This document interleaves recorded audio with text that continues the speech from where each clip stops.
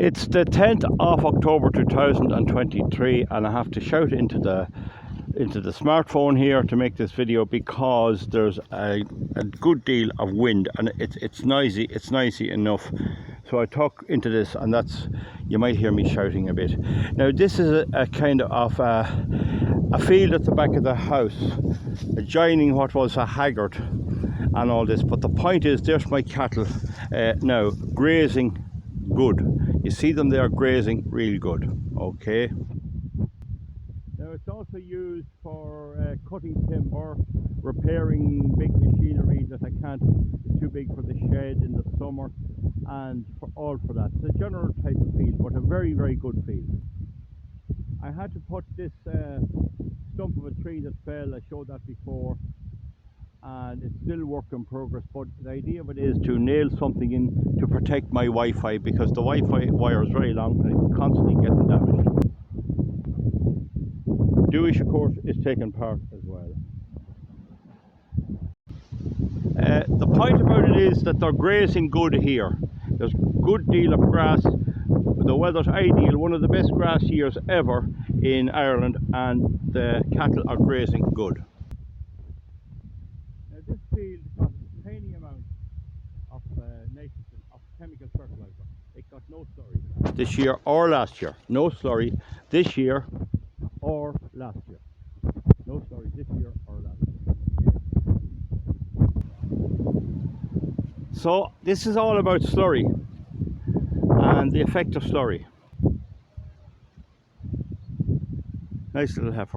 Now this is the exact same neighbouring field, very same profile in every aspect, except this one got slurry. This one got a good treatment of slurry this year. Right, you should be able to see it there where it's on the track of the tractor. Okay, this got plenty of slurry. If you look there, you'll see it. See it here. Now the point I'm making is that in my experience, if cattle are forced to live on this land here, they may graze a bit, but they will not thrive.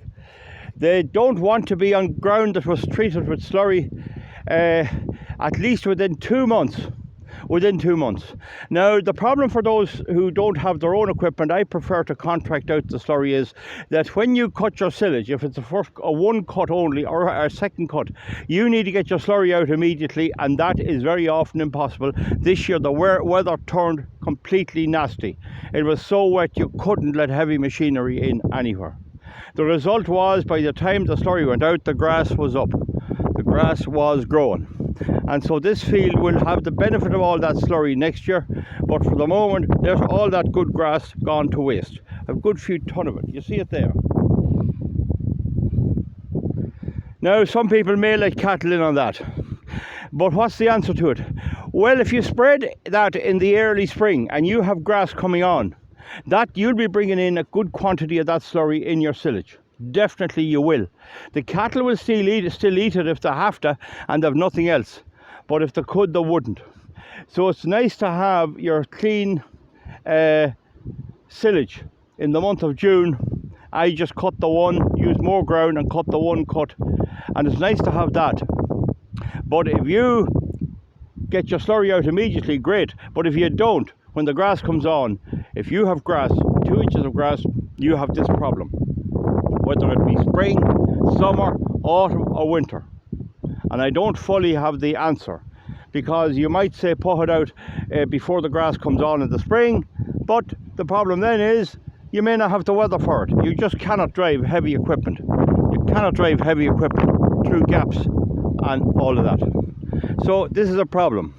But the main point is that a way of doing this would be to put your slurry in lines, line it, in other words separate it.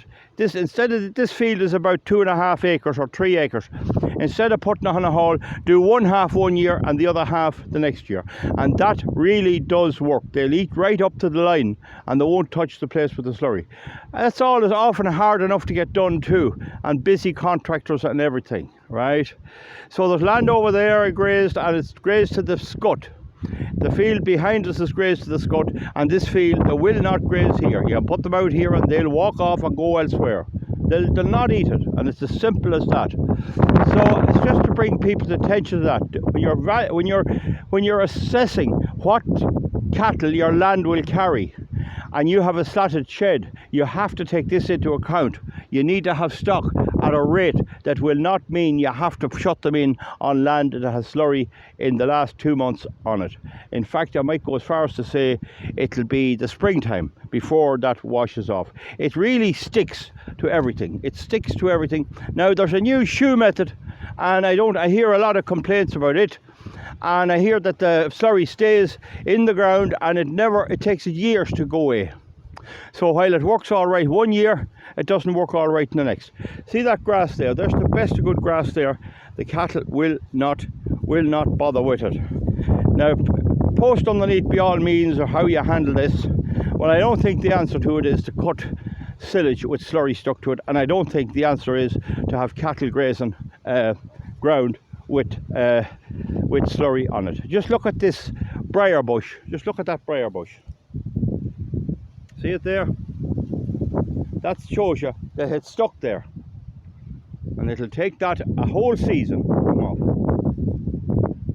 You need to have your land organised so that the cattle can have a place to graze and manage your slurry in a way that will let you get full, have all the grass. Because this grass here, that's not it. This will be available in the spring. I may mow it or I may graze it. It will improve, that will go off it eventually, but it'll take a long time.